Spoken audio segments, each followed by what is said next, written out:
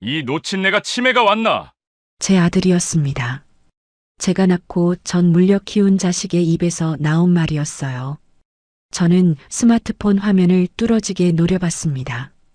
화면 속에서 아들이 제 금고를 발로 걷어차고 있었어요. 그런데 이상했습니다.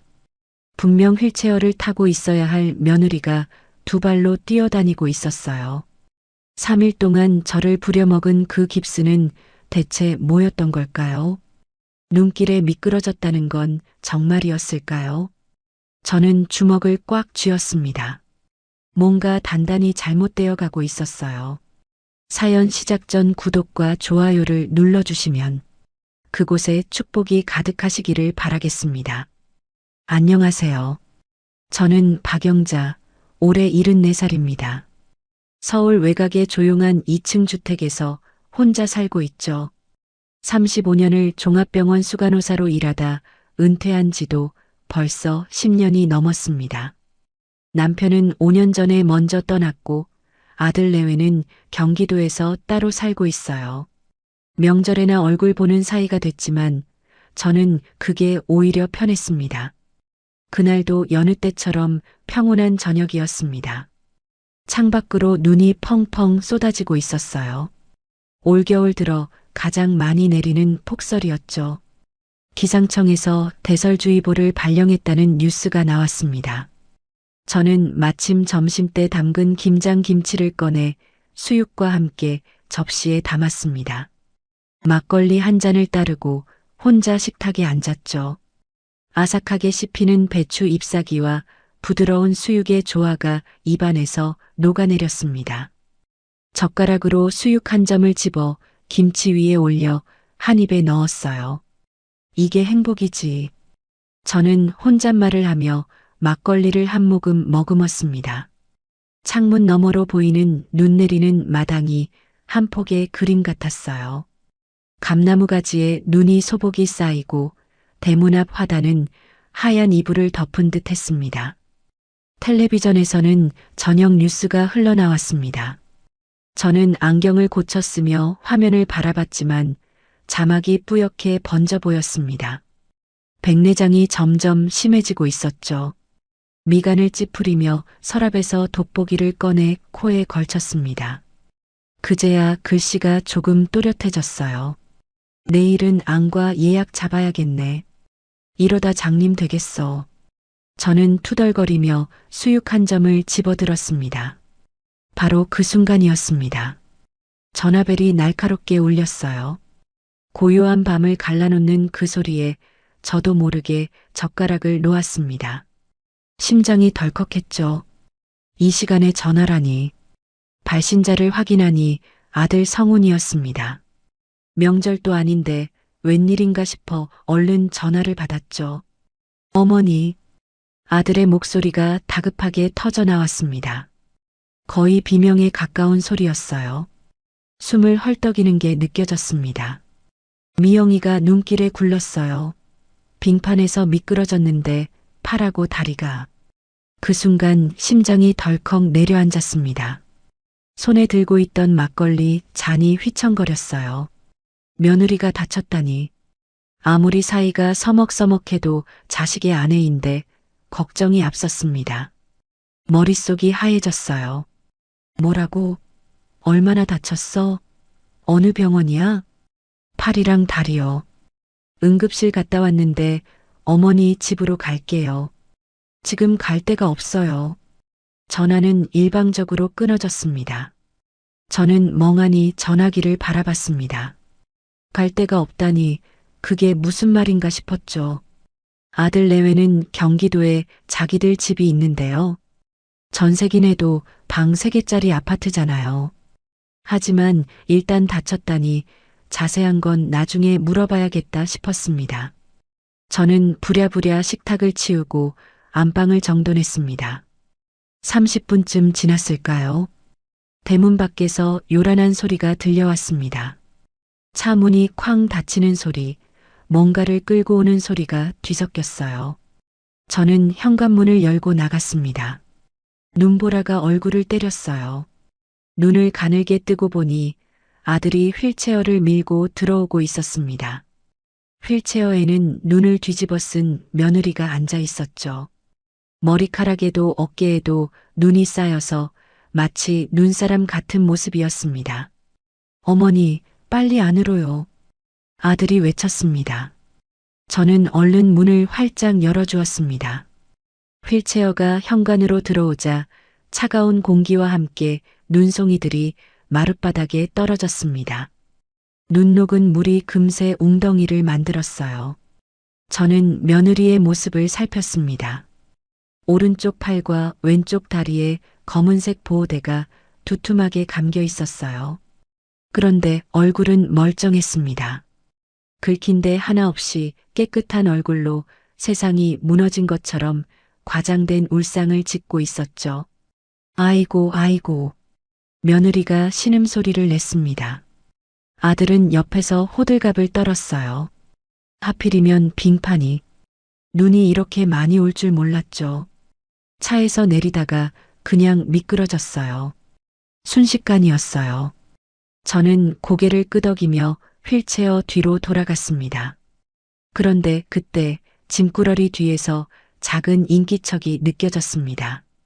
고개를 돌려보니 손녀 지수가 겁에 질린 얼굴로 쭈뼛거리고 서 있었어요. 올해 10살인 지수는 얇은 잠바 하나만 걸치고 덜덜 떨고 있었습니다. 코끝이 빨갛게 얼어 있었어요. 저는 가슴이 철렁 내려앉았습니다. 며느리는 두꺼운 패딩을 입고 담요까지 덮고 있는데 아이는 저렇게 얇은 옷을 입고 있다니요. 지수야. 저는 얼른 지수에게 달려갔습니다. 아이의 손을 잡으니 얼음장처럼 차가웠어요. 손가락 끝이 파랗게 질려 있었습니다. 저는 지수를 꼭 껴안고 집 안으로 데려갔습니다. 따뜻한 방에 아이를 앉히고 이불을 덮어주었죠. 지수는 아무 말 없이 고개만 끄덕였습니다. 눈동자가 불안하게 흔들리고 있었어요. 그 사이 아들이 며느리를 부축해 안방으로 옮기고 있었습니다. 제 방, 제 침대예요. 저는 안방 문 앞에서 잠시 멈칫했습니다. 내 냄새가 밴 침대와 베개를 저들이 차지하는 거잖아요. 본능적인 영토 침범의 불쾌감이 스쳐 지나갔습니다. 하지만 다친 사람을 2층으로 올려보낼 수는 없으니 어쩔 수 없었죠. 저는 한숨을 삼키고 안방으로 들어갔습니다. 저는 며느리가 침대에 눕는 것을 도왔습니다. 그런데 그 순간 이상한 냄새가 코를 찔렀습니다. 35년간 병원에서 일한 저에게 익숙한 냄새가 아니었어요. 병원 특유의 소독약 냄새, 섞고 붕대에서 나는 차갑고 분말 같은 냄새가 전혀 나지 않았습니다.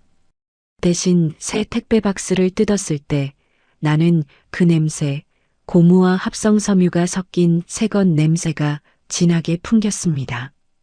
온라인 쇼핑몰에서 물건을 받았을 때 나는 바로 그 냄새였어요. 저는 코를 킁킁거리며 고개를 갸웃거렸습니다. 이상했어요. 응급실에서 깁스를 했다면 섞고 냄새가 나야 하는데요. 설마 요즘은 깁스 재질이 달라졌나 싶기도 했습니다. 하지만 백내장 때문에 눈이 침침하니 자세히 들여다볼 수가 없었습니다. 저는 일단 의심을 접어두기로 했습니다. 병원에서 뭐라고 하던? 저는 아들에게 물었습니다. 아들은 시선을 피하며 대답했어요. 눈동자가 오른쪽으로 흘러갔습니다. 응급실에 사람이 꽉 차서요. 처치만 받고 쫓겨났어요. 요즘 눈 때문에 환자가 많대요. 저는 미간을 찌푸렸습니다. 뭔가 이상했어요. 골절 환자를 처치만 하고 보낸다고요? 요즘 세상에 그런 병원이 어디 있나 싶었습니다. 입원시키거나 최소한 며칠 뒤에 다시 오라고 하는 게 정상이잖아요. 제가 수간호사로 일할 때는 골절 환자를 그냥 돌려보내는 법이 없었거든요. 골절이면 입원해야 하는 거 아니야? 엑스레이는 찍었고. 아들이 말을 더듬었습니다. 눈동자가 흔들리는 게 보였어요. 그게 경미한 골절이라고 했어요. 금방 갔대요. 안정만 취하면 된대요. 저는 더 캐묻지 않았습니다.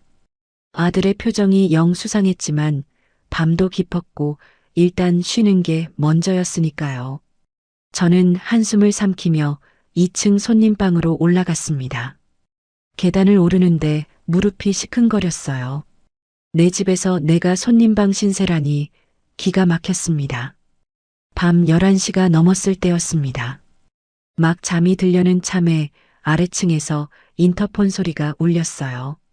며느리 목소리였습니다. 어머님, 배가 고파서요. 김치말이 국수 먹고 싶어요. 입맛이 없는데 그것만 당기네요. 저는 벌떡 일어났습니다. 아픈 사람이 입맛은 살아있네 하는 생각이 스쳤지만 내색하지 않았습니다. 삐걱거리는 무릎을 펴고 부엌으로 내려갔죠. 냄비에 물을 올리고 소면을 삶았습니다.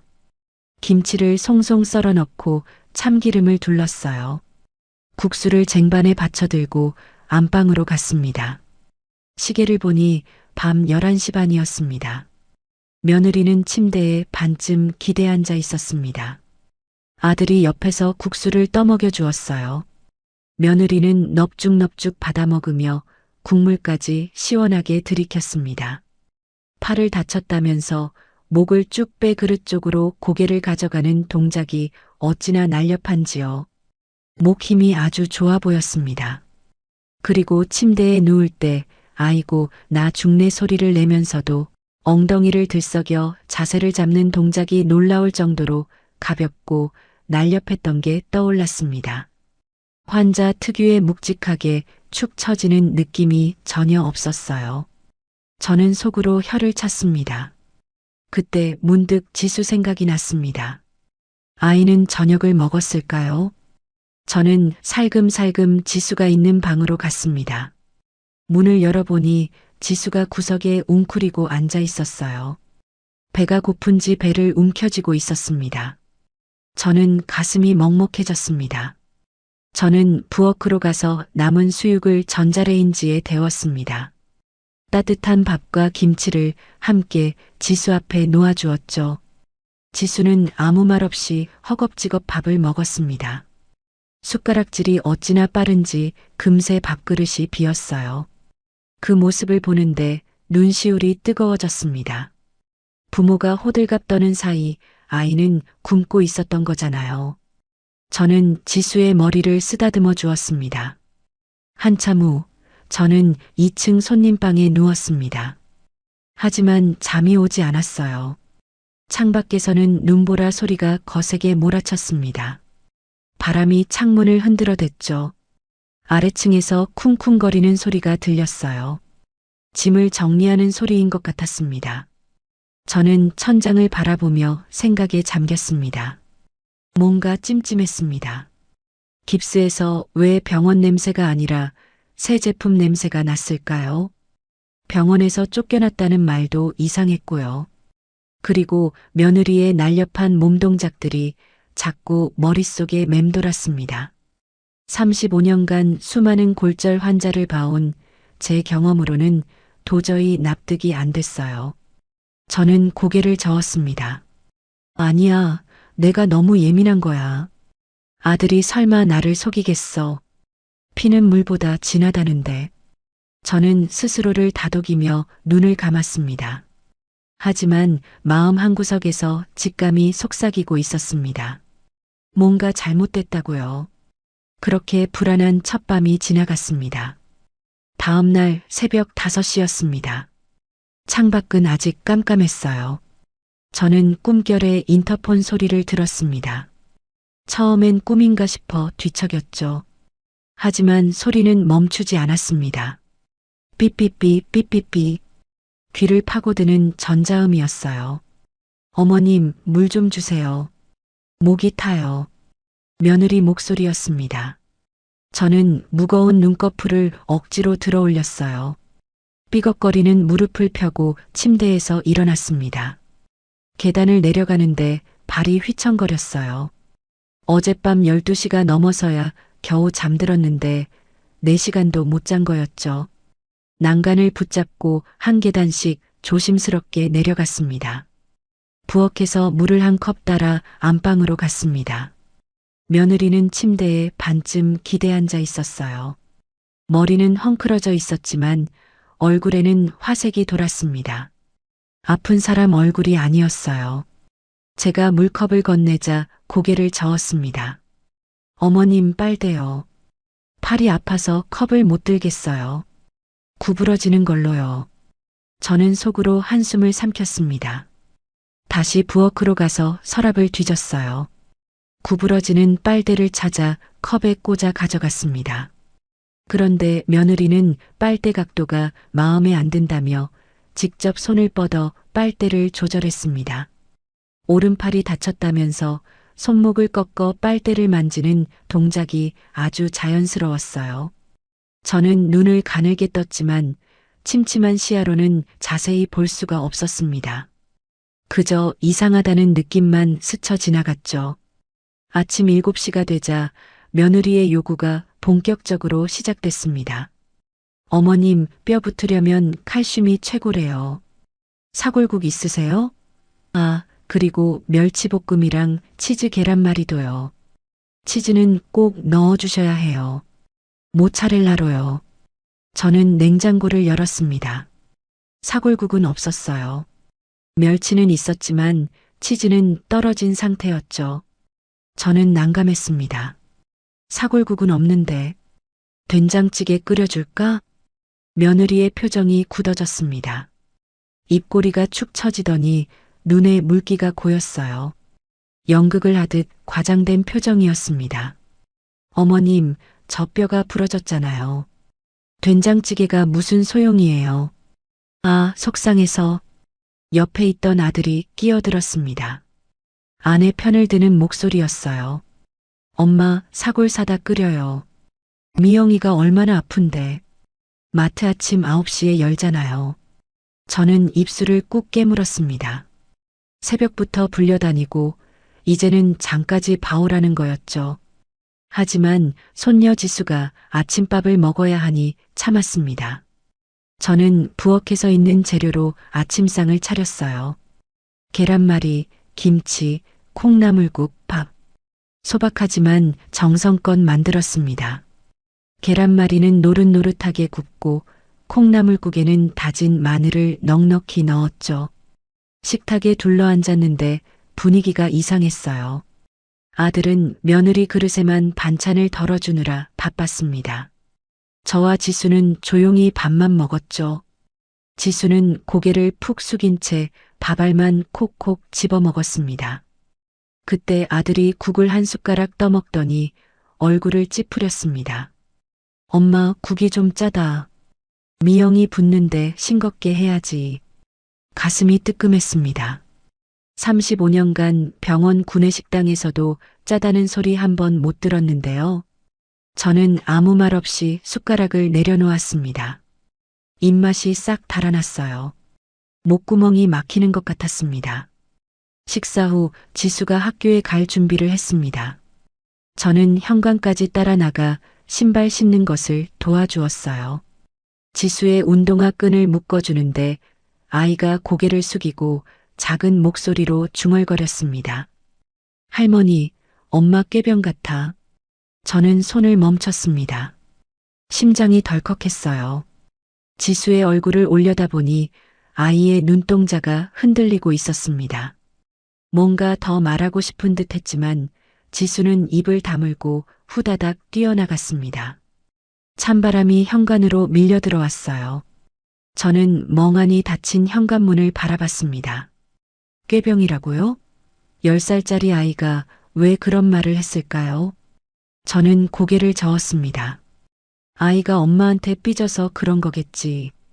그렇게 생각하려 했습니다. 하지만 가슴 한구석에 걸리는 게 있었어요. 오전 내내 며느리의 호출은 계속됐습니다. 물 달라, 이불 정리해달라, 베개 높이를 바꿔달라, 커튼을 쳐달라. 저는 1층과 2층을 수십 번 오르내렸어요. 무릎이 시큰거렸습니다. 허리도 끊어질 것 같았죠. 손으로 허리를 받치며 계단을 올랐습니다. 점심때가 되자 며느리가 또 요구했습니다. 침대에 기대앉아 손톱을 다듬으며 말했어요. 어머님, 자연산 전복죽이 먹고 싶어요. 병원에서 그게 뼈한테 좋대요. 자연산 전복이라니요. 그게 얼마짜린데요? 저는 속이 부글부글 끓었지만 겉으로는 내색하지 않았습니다. 전복은 없고 잣죽 끓여줄까? 며느리가 한숨을 푹 쉬었습니다. 마치 제가 큰 잘못이라도 한 것처럼요. 잣죽이요? 에이, 그건 맛이 없어서. 그냥 라면이라도 끓여주세요. 계란 2개 넣어서요. 저는 라면을 끓였습니다. 계란 2개를 풀고 파를 송송 썰어 넣었어요. 라면 그릇을 들고 안방으로 가는데 며느리가 침대 시트를 만지작거리며 투덜거렸습니다. 어머님, 이 시트 까슬까슬해서 피부가 쓸려요. 순면으로 바꿔주시면 안 될까요? 아, 그리고 방에 먼지가 많은 것 같아요. 청소기 좀 돌려주세요. 저는 이를 악물었습니다. 내 방인데 먼지가 많다니요. 하지만 참았습니다. 라면 그릇을 건네주고 돌아서는데 전직 간호사의 본능이 발동했어요. 문득 며느리의 상태가 궁금해졌습니다. 골절 환자라면 부기가 있어야 하고 열감도 있어야 했거든요. 염증 반응이 일어나니까요. 미영아, 열 좀 볼게. 저는 며느리의 이마에 손을 댔습니다. 시원했어요. 팔뚝도 만져봤습니다. 피부가 뽀송뽀송하고 차가웠죠. 저는 눈썹을 찌푸렸습니다. 이상했어요. 골절이면 염증 반응이 있어서 열감이 있어야 하는데 전혀 없었습니다. 골절인데 열이 하나도 없네. 붓지도 않았고. 제가 혼잣말처럼 중얼거리자 며느리가 움찔했습니다. 눈동자가 흔들렸어요. 목소리가 살짝 떨렸습니다. 그게 소염제를 먹어서 그래요. 병원에서 센 거 줬거든요. 저는 고개를 끄덕였지만 마음 한구석이 찜찜했습니다. 소염제를 먹어도 이렇게까지 멀쩡할 수가 있나 싶었죠. 저는 보호대 틈으로 손가락을 넣어보기를 확인하려 했습니다. 그 순간 며느리가 소스라치게 놀라며 비명을 질렀어요. 아, 건드리지 마세요. 의사가 절대 안정이래요. 목소리가 날카롭게 찢어졌습니다. 과장된 반응이었어요. 저는 손을 걷었습니다. 며느리의 눈빛이 예사롭지 않았거든요. 무언가를 숨기는 사람의 눈빛이었습니다. 경계심이 가득했어요. 오후가 되자 며느리가 화장실에 가고 싶다고 했습니다. 혼자는 못 가겠다며 부축해달라고 했죠. 저는 며느리의 옆구리에 팔을 넣고 일으켜 세웠습니다. 그런데 이상했어요. 환자를 부축할 때는 보통 몸이 축 처지는 느낌이 있거든요. 35년간 수많은 환자를 부축해본 제가 틀릴 리 없었습니다. 그런데 며느리의 몸은 달랐어요. 탄탄하게 버티는 힘이 느껴졌습니다. 코어 근육이 단단하게 잡혀 있었죠. 마치 운동선수를 부축하는 느낌이었습니다. 며느리가 전직 필라테스 강사라는 게 떠올랐어요. 화장실 앞까지 데려다주고 돌아서려는데 며느리가 불렀습니다. 어머님, 문 열어놓고 계세요. 혹시 쓰러지면 어떡해요? 저는 기가 막혔습니다. 74살 시어머니가 41살 며느리 볼일 보는 걸 지켜보라니요. 저는 고개를 돌리고 복도에 서 있었습니다. 화장실에서 볼일 보는 소리가 들렸어요. 그리고 휴지 뜯는 소리. 저는 귀를 막고 싶었습니다. 어머님, 휴지 좀. 며느리가 뒤처리를 시키려는 뉘앙스를 풍겼습니다. 저는 기겁해서 물티슈통을 안으로 던져주고 도망치듯 나왔습니다. 심장이 쿵쾅거렸어요. 굴욕감에 눈앞이 아찔했습니다. 얼굴이 화끈거렸어요. 저녁이 되어 아들이 퇴근했습니다. 저는 저녁상을 차려놓았어요. 돼지고기 김치찌개와 계란찜이었습니다. 아들이 밥을 먹다가 넌지시 물었습니다. 어머니, 인감도장 잘 있죠? 요즘 빈집털이가 많대서요. 귀중품은 어디 두셨어요? 저는 젓가락을 멈췄습니다. 왜 갑자기 인감도장을 묻는 걸까요? 심장이 서늘해졌습니다. 왜? 인감도장은 내가 잘 보관하고 있어. 아들이 어색하게 웃었습니다. 눈이 웃지 않았어요. 아, 그냥요. 요즘 어르신들 사기 많이 당하잖아요. 걱정돼서요. 저는 대답하지 않았습니다. 뭔가 이상했어요. 아들의 눈빛이 평소와 달랐거든요. 그날 밤이었습니다. 저는 잠이 오지 않아 물을 마시러 1층으로 내려갔어요. 안방 문이 살짝 열려 있었습니다. 저는 무심코 안을 들여다봤습니다. 그리고 멈칫했죠. 며느리가 침대에 누운 채로 장롱 쪽을 뚫어져라 쳐다보고 있었어요. 장롱 깊숙한 곳, 제 미니 금고가 있는 바로 그 위치를요. 어둠 속에서 며느리의 눈빛이 번뜩였습니다. 탐욕으로 가득 찬 눈빛이었어요. 저는 소리 없이 발걸음을 돌렸습니다. 심장이 쿵쾅거렸어요. 손녀의 말이 떠올랐습니다. 꾀병 같다던 그 말이요. 그리고 새것 냄새가 나던 보호대, 열감 없는 팔다리, 탄탄한 근육, 인감도장을 묻던 아들, 감고를 노려보던 며느리의 눈빛. 모든 것이 퍼즐 조각처럼 맞춰지기 시작했습니다. 저는 2층 손님방에 올라가 침대에 앉았습니다. 손이 부들부들 떨렸어요.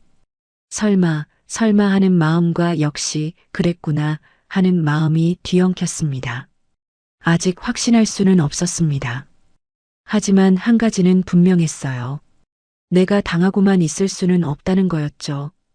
저는 주먹을 꽉 쥐었습니다. 어떻게든 진실을 밝혀내야 했습니다.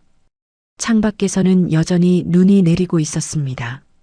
하얀 눈송이가 어둠 속에서 펄펄 날렸어요. 아들 내외가 들이닥친 지 3일째 되는 날이었습니다. 저는 이미 지칠 대로 지쳐 있었어요. 새벽마다 인터폰 소리에 깨고 하루 종일 며느리 시중을 들었으니까요. 온몸이 천근만근이었습니다.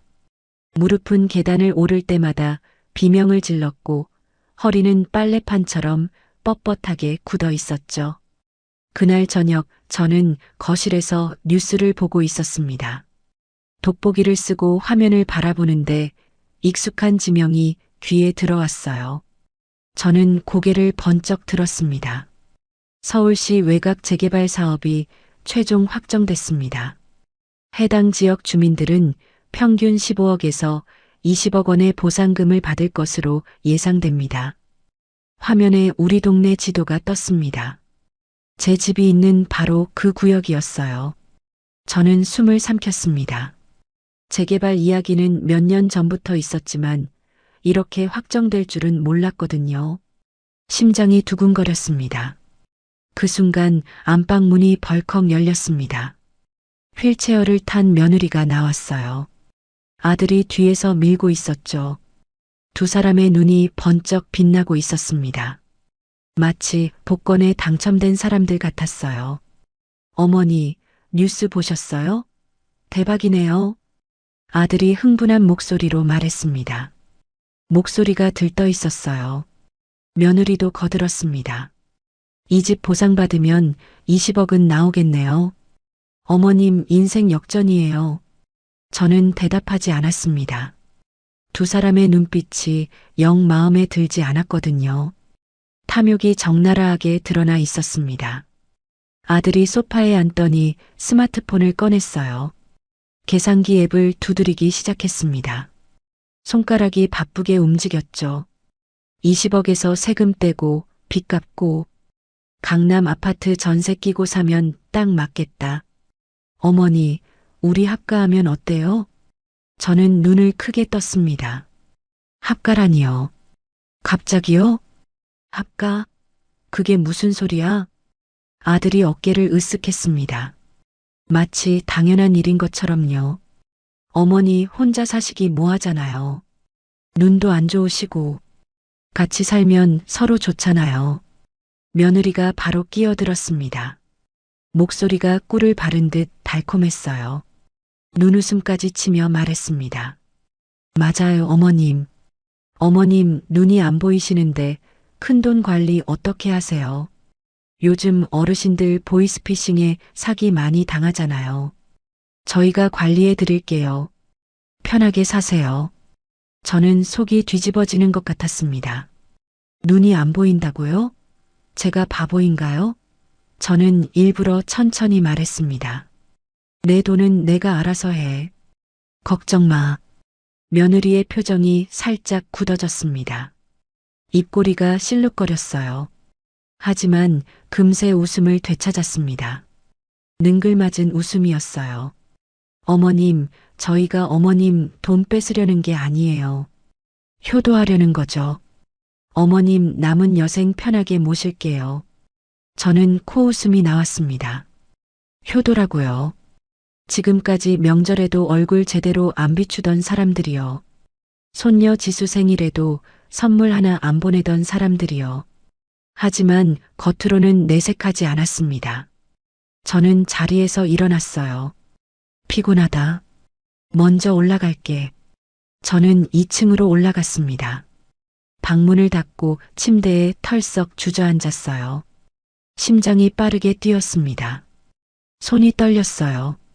저들이 노리는 게 뭔지 너무나 명확했습니다. 재개발 보상금이었죠. 저는 천장을 바라보며 한숨을 내쉬었습니다. 가슴이 답답했어요. 마치 커다란 돌덩이를 가슴에 얹어놓은 것 같았습니다. 눈물이 핑 돌았지만 억지로 참았어요. 다음 날 아침 며느리의 갑질은 더 심해졌습니다. 아침 식사 때 한우 툭불이 아니면 소화가 안 된다고 했어요. 점심에는 자연산 전복을 찾았고 저녁에는 민어회가 먹고 싶다고 했습니다. 제 신용카드를 달라고 하더군요.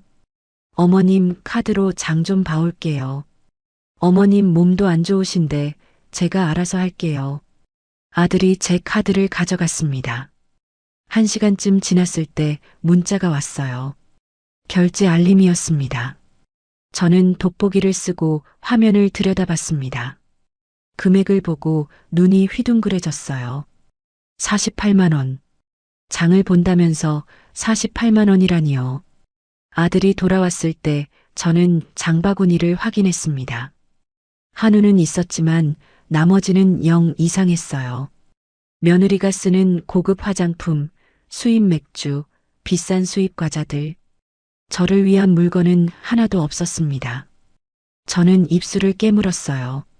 화가 치밀어 올랐지만 참았습니다. 지금은 참아야 할 때였어요. 오후가 되자 며느리가 또 불렀습니다. 어머님, 다리가 너무 저려요. 주물러 주시면 안 될까요? 깁스 안 한 쪽이요. 저는 기가 막혔습니다. 74살 시어머니가 41살 며느리 다리를 주물러 달라고요? 하지만 거절할 명분이 없었습니다. 저는 한숨을 삼키고 안방으로 갔어요. 며느리가 침대에 누워 있었습니다. 깁스하지 않은 오른쪽 다리를 내밀었어요. 저는 무릎을 꿇고 앉아 며느리의 종아리를 주무르기 시작했습니다. 굴욕감에 얼굴이 화끈거렸어요. 눈시울이 뜨거워졌습니다. 그런데 이상했습니다. 손끝에 느껴지는 근육이 보통이 아니었어요. 35년간 수많은 환자의 다리를 만져본 저였습니다. 환자의 다리는 대부분 물렁물렁하거든요. 오래 누워있으면 근육이 빠지니까요. 그런데 며느리의 다리는 달랐습니다. 종아리 근육이 돌덩이처럼 단단했어요. 탄력이 넘쳤습니다. 마치 매일 운동하는 사람의 다리 같았죠. 저는 속으로 생각했습니다. 이건 누워만 있던 다리가 아니야. 며느리가 전직 필라테스 강사라고 했죠. 그래도 골절로 며칠이나 누워있던 환자가 이렇게 근육이 탄탄할 수가 있나요? 저는 일부러 손에 힘을 줘서 깁스한 쪽 다리를 툭 건드렸습니다. 실수인 척했어요. 아! 며느리가 소리쳤습니다. 그런데 이상했어요. 반응이 1초 정도 늦었습니다. 진짜 아픈 사람이라면 건드리는 순간 바로 소리를 질렀을 겁니다. 게다가 표정도 어색했어요. 눈을 질끈 감고 입을 삐죽거리는 게 연극 같았습니다. 저는 그 미세한 시간 차이와 어색한 표정을 놓치지 않았어요. 전직 간호사의 촉이 발동한 거였죠. 저는 아무 말 없이 다리를 주무르다가 슬쩍 자리에서 일어났습니다. 힘들어서 좀 쉬어야겠다. 며느리가 불만스러운 표정을 지었지만 저는 신경 쓰지 않았습니다. 방에서 나와 부엌으로 갔어요. 손이 부들부들 떨렸습니다. 확신이 점점 커지고 있었어요. 저녁 때였습니다. 저는 부엌에서 저녁 준비를 하고 있었어요. 그때 전화벨이 울렸습니다. 발신자를 보니 오 여사였습니다. 부동산 중개업을 30년 넘게 해온 오랜 친구였죠. 저는 얼른 전화를 받았습니다. 영자야, 나야. 할 말이 있어서. 오 여사의 목소리가 심상치 않았습니다. 저는 목소리를 낮추고 거실에서 멀리 떨어졌어요. 무슨 일인데? 내 아들 말이야. 며칠 전에 내 사무실에 왔더라고. 저는 심장이 멎는 것 같았습니다. 뭐? 성훈이가? 왜? 오 여사가 한숨을 쉬었습니다. 무거운 한숨이었어요. 이 집 시세 물어보더라. 그리고 증여세가 얼마나 나오냐고. 어머니 명의로 된 집을 자기 명의로 바꾸려면 어떻게 해야 하냐고. 저는 숨이 막혔습니다. 다리에 힘이 풀려 부엌 의자에 털썩 주저앉았어요. 손에 들고 있던 국자가 바닥에 떨어졌습니다. 쨍그랑 소리가 났지만 귀에 들어오지 않았어요. 영자야, 괜찮아? 내가 괜히 말했나? 저는 떨리는 목소리로 대답했습니다. 아니야. 고마워. 알려줘서. 전화를 끊고 저는 한참을 멍하니 앉아 있었습니다. 눈물이 볼을 타고 흘러내렸어요. 내 아들이, 내가 낳고 키운 자식이 내 재산을 노리고 이런 짓을 꾸민 거였습니다. 며느리의 깁스가 가짜라는 것, 이제 확실해졌어요. 그날 밤 아들이 제 방으로 찾아왔습니다. 문을 열고 들어오더니 갑자기 무릎을 꿇었어요. 저는 깜짝 놀랐습니다. 어머니, 사실대로 말씀드릴게요. 아들의 눈에 눈물이 고여 있었습니다. 코가 빨개져 있었어요. 사업이 망했어요. 프랜차이즈 카페 차렸는데 완전히 말아먹었어요. 사채까지 썼는데 이자가 눈덩이처럼 불어나고 있어요. 협박 전화도 와요. 아들이 울먹였습니다. 저는 아무 말도 할 수 없었어요. 어머니가 이번만 도와주시면 평생 효도할게요. 제발이요. 우리 죽게 생겼어요. 그때 안방에서 며느리 목소리가 들려왔습니다. 여보, 어머니께 솔직히 말씀드려. 우리 죽게 생겼다고. 저는 소름이 돋았습니다. 각본이 짜여 있었어요. 둘이 미리 짜고 연극을 하는 거였습니다. 저는 갑자기 어지러워졌어요. 혈압이 확 올라가는 게 느껴졌습니다. 뒷목을 잡고 휘청거렸죠. 아들이 저를 부축하는 척하며 말했습니다. 엄마, 연기하지 마세요. 건강하시잖아요. 그 순간 저는 눈앞이 캄캄해졌습니다. 연기라니요. 쓰러질 것 같은 게 연기라니요. 저는 아들의 손을 뿌리쳤습니다. 나가. 낮고 단호한 목소리였습니다. 아들이 멈칫했어요. 어머니, 나가라고 했어. 아들이 고개를 숙이고 방을 나갔습니다. 저는 문을 잠그고 침대에 쓰러졌어요. 온몸에 힘이 빠졌습니다. 천장을 바라보며 생각했죠. 이대로 당하고만 있을 수 없어. 내 집을, 내 인생을 빼앗기겠구나. 저는 주먹을 꽉 쥐었습니다. 어떻게든 진실을 밝히고 저들을 내쫓아야 했습니다. 하지만 혼자 힘으로는 어려웠어요. 증거가 필요했습니다. 저는 오 여사 얼굴이 떠올랐습니다. 내일 만나서 상의해야겠다고 생각했어요. 창밖에서는 여전히 눈이 내리고 있었습니다. 하얀 눈이 세상을 덮고 있었지만 제 마음속에서는 복수의 불씨가 타오르기 시작했습니다. 더 이상 속고만 있지 않겠다고, 반드시 진실을 밝히겠다고 다짐했어요. 나흘째 되는 날 저녁이었습니다. 저는 거실 소파에 앉아 있었어요. 온몸이 쑤시고 아팠습니다. 며칠 동안 제대로 잠을 못 잤거든요. 새벽마다 며느리한테 불려다니고 낮에는 허드렛 일에 시달렸으니까요. 눈꺼풀이 천근만근 무거웠습니다.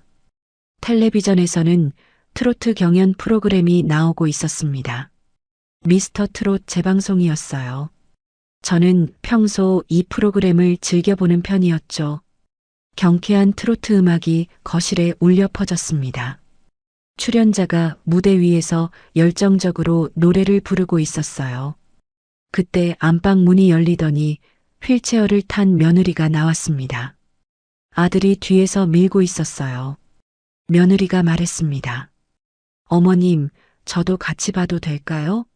방에만 있으니까 답답해서요. 저는 고개를 끄덕였습니다. 아들이 며느리를 소파 옆에 세워두고 자리를 잡았어요. 지수도 방에서 나와 제 옆에 앉았습니다. 오랜만에 온 가족이 거실에 모인 거였죠. 겉으로 보기엔 평범한 가족의 저녁 풍경이었습니다. 화면에서는 참가자가 신나는 트로트를 부르고 있었습니다. 흥겨운 리듬이 방 안가득 퍼졌어요. 쿵짝쿵짝 장단이 절로 어깨를 들썩이게 만들었죠. 저는 무심코 며느리 쪽을 흘깃봤습니다. 그리고 눈이 번쩍 뜨였어요. 며느리의 발이 보였습니다. 깁스하지 않은 오른발이었어요. 슬리퍼 밖으로 삐져나온 그 발가락이 음악 박자에 맞춰 까딱까딱 움직이고 있었습니다. 아주 자연스럽게요. 마치 몸이 저절로 반응하는 것처럼요. 저는 숨을 죽이고 지켜봤습니다. 백내장 때문에 시야가 흐렸지만 그 움직임만은 분명히 보였어요. 발가락뿐만이 아니었습니다. 며느리의 어깨도 미세하게 들썩거리고 있었어요. 고개도 살짝살짝 끄덕였죠. 리듬을 온몸으로 타고 있는 거였습니다. 골절 환자가요. 저는 모른 척 시선을 텔레비전으로 돌렸습니다. 하지만 가슴이 두근거렸어요. 다친 사람이 저렇게 흥을 탈 수 있나요? 골절로 고통받는 환자가 음악에 맞춰 몸을 흔들 수 있나요? 35년간 병원에서 일하면서 그런 환자는 단 한 번도 본 적이 없었습니다. 그때 지수가 벌떡 일어났습니다. 텔레비전 앞으로 달려가더니 춤을 추기 시작했어요. 10살짜리 아이다운 귀여운 춤사위였습니다. 팔을 휘젓고 엉덩이를 실룩거리며 신나게 춤을 췄죠. 노래 가사를 따라 부르기도 했어요. 며느리가 웃으며 말했습니다. 아유, 누굴 닮아서 저렇게 춤을 잘 춰? 저는 속으로 코웃음을 쳤습니다. 뻔뻔하기도 하지. 다리 다친 사람이 춤 이야기를 하다니요. 하지만 겉으로는 아무 표정도 짓지 않았습니다. 입꼬리 하나 까딱하지 않았어요. 지수가 한참 춤을 추다가 헐떡이며 제 곁으로 돌아왔습니다. 제 무릎 위에 털썩 앉았어요. 땀에 젖은 머리카락이 이마에 달라붙어 있었습니다. 볼이 발갛게 상기되어 있었죠. 저는 손수건으로 지수의 이마를 닦아주었어요. 아이의 체온이 따뜻하게 느껴졌습니다. 그때였습니다. 지수가 제 귀에 입을 가까이 대더니 아주 작은 목소리로 속삭였어요. 거의 들리지 않을 정도로 작은 소리였습니다. 할머니, 엄마가 나보다 춤 더 잘 춰. 저는 손을 멈췄습니다. 심장이 쿵 내려앉았어요. 지수를 바라봤습니다. 아이의 눈동자가 진지했어요. 장난치는 얼굴이 아니었습니다. 입술을 꾹 다물고 있었죠. 뭐라고? 저도 모르게 되물었습니다. 목소리가 떨렸어요. 지수가 다시 귀에 대고 속삭였습니다. 이번에는 더 작은 목소리로요. 어젯밤에도 방문 잠그고 아빠랑 침대 위에서 춤췄어. 찍찍이 풀고 막 다리 찢기도 했어. 저는 숨이 멎는 것 같았습니다. 머릿속이 하얘졌어요. 찍찍이라고요? 찍찍이를 풀었다고요? 다리 찢기를 했다고요? 그 순간 모든 퍼즐이 맞춰졌습니다. 병원 냄새가 아닌 새것 냄새, 열감 없는 피부, 돌처럼 단단한 근육, 늦은 통증 반응. 그리고 찍찍이. 그 보호대는 처음부터 진짜 깁스가 아니었던 거예요. 인터넷에서 파는 가짜 깁스, 벨크로로 탈착하는 보호대였던 겁니다. 저는 떨리는 손으로 지수의 머리를 쓰다듬었습니다. 목소리가 떨렸어요. 입술이 파르르 떨렸습니다. 지수야, 정말 봤어? 엄마 다리 안 아파? 지수가 고개를 격하게 끄덕였습니다. 눈동자가 흔들리고 있었어요. 아이도 무언가 잘못됐다는 걸 느끼고 있는 것 같았습니다. 응, 진짜야. 엄마 막 뛰어다녔어. 아빠도 같이 춤추고 웃으면서 놀았어. 저보고는 나가 있으래. 저는 눈앞이 캄캄해졌습니다. 내 자식이, 내가 배 아파 낳고 전 물려 키운 아들이 며느리와 짜고 나를 속인 거였습니다. 가짜 깁스를 하고 나를 부려먹고 내 재산을 노리고 있었던 거예요. 배신감이 쓰나미처럼 밀려왔습니다. 가슴이 찢어지는 것 같았어요. 하지만 동시에 차가운 분노가 치밀어 올랐습니다. 슬픔보다 분노가 더 컸어요. 온몸이 차갑게 식어갔습니다. 저는 떨리는 손을 감추기 위해 일부러 물컵을 집어들었습니다. 그리고 실수인 척 바닥에 떨어뜨렸어요. 쨍그랑 소리가 났습니다. 물이 바닥에 쏟아졌죠. 아이고, 내 눈이. 손이 미끄러졌네. 아들이 짜증스러운 목소리로 말했습니다. 어머니, 조심 좀 하세요. 파편 튀면 어떡해요. 며느리도 인상을 찌푸렸어요. 아휴, 놀랐잖아요. 저는 속으로 이를 갈았습니다. 걱정은커녕 짜증부터 내는 저들을 보니 마음이 더 굳어졌어요. 저는 깨진 유리 조각을 주우며 말했습니다. 미안해. 내 눈이 너무 안 좋아서 그래. 그날 밤 모두 잠든 새벽이었습니다.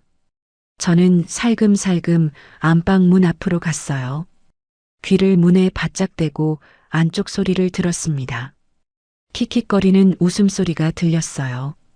그리고 과자 봉지를 뜯는 부스럭거리는 소리. 분명히 들렸습니다. 두 사람이 깨어서 과자를 먹으며 웃고 있었어요. 환자가 한밤중에 과자 파티를 하고 있다니요. 저는 소리 없이 발걸음을 돌렸습니다. 주먹을 꽉 쥐었어요. 손톱이 손바닥에 파고들었지만 아프지 않았습니다. 분노가 모든 감각을 마비시켰거든요.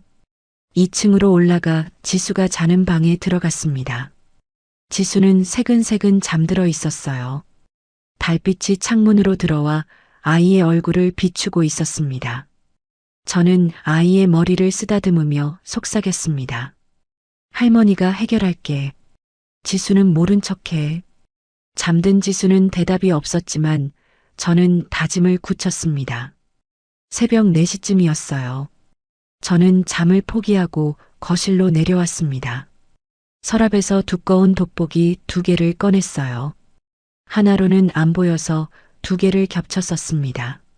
눈이 침침해서 힘들었지만 포기할 수 없었죠. 노트북을 켰습니다. 검색창에 글자를 하나하나 힘겹게 쳤어요. 가짜 깁스, 초소형 카메라, 증거 수집. 화면이 흐릿하게 보였지만 대충 내용은 파악할 수 있었습니다. 인터넷에는 찍찍이로 된 가짜 깁스 보호대가 정말 팔리고 있었어요. 며느리가 찬 것과 똑같이 생긴 제품이었습니다. 저는 이를 악물었어요. 눈이 아파서 눈물이 났지만 계속 검색했습니다.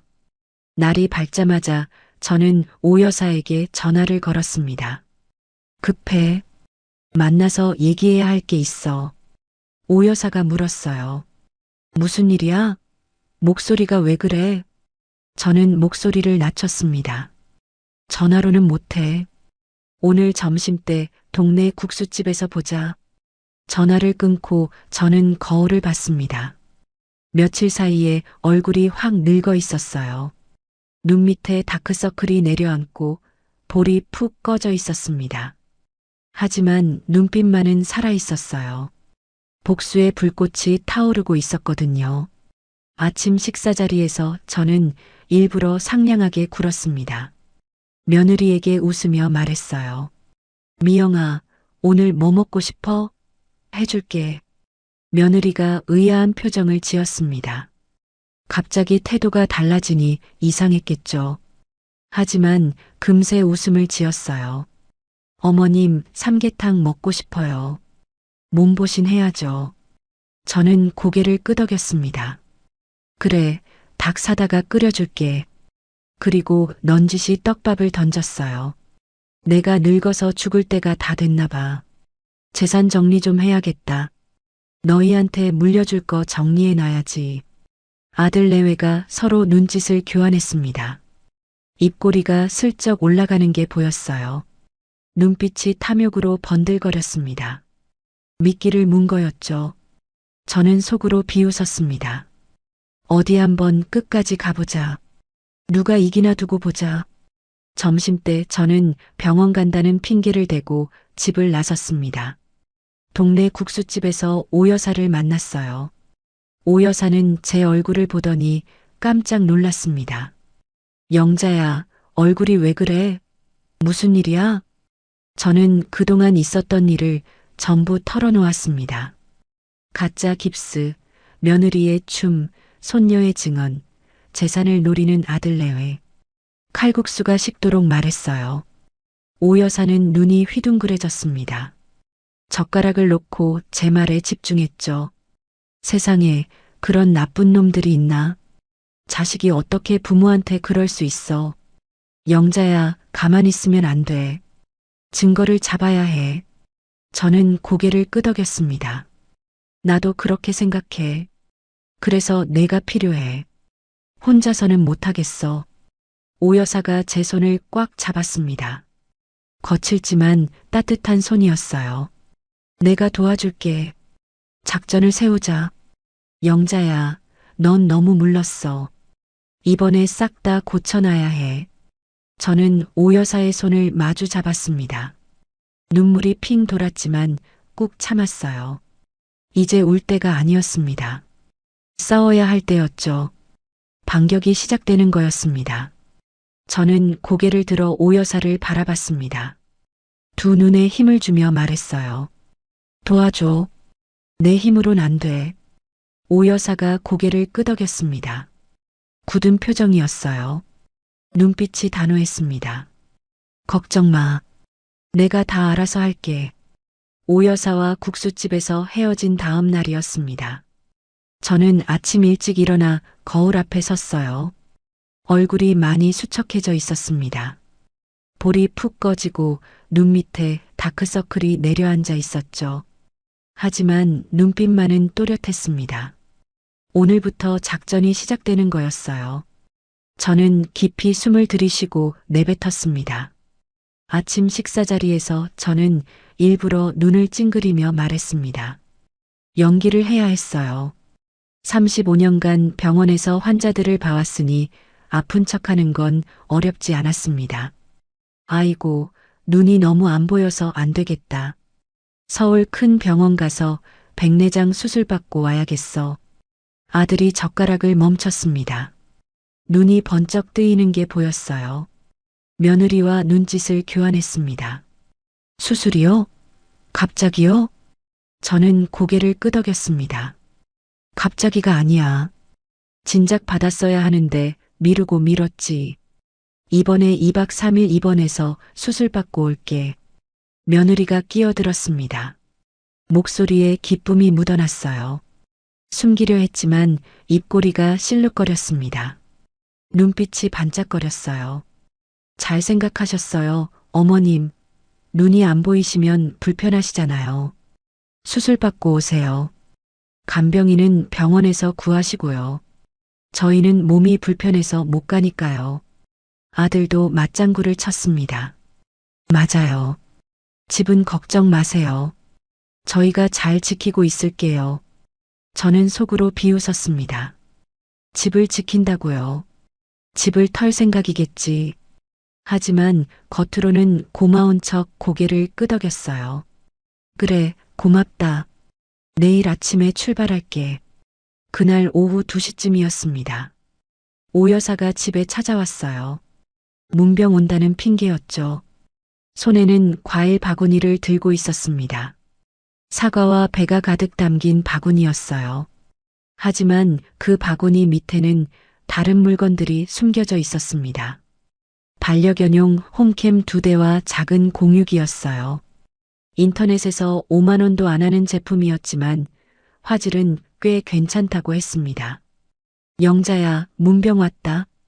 오 여사가 큰 소리로 외쳤습니다. 저는 현관으로 나가 반갑게 맞이했어요.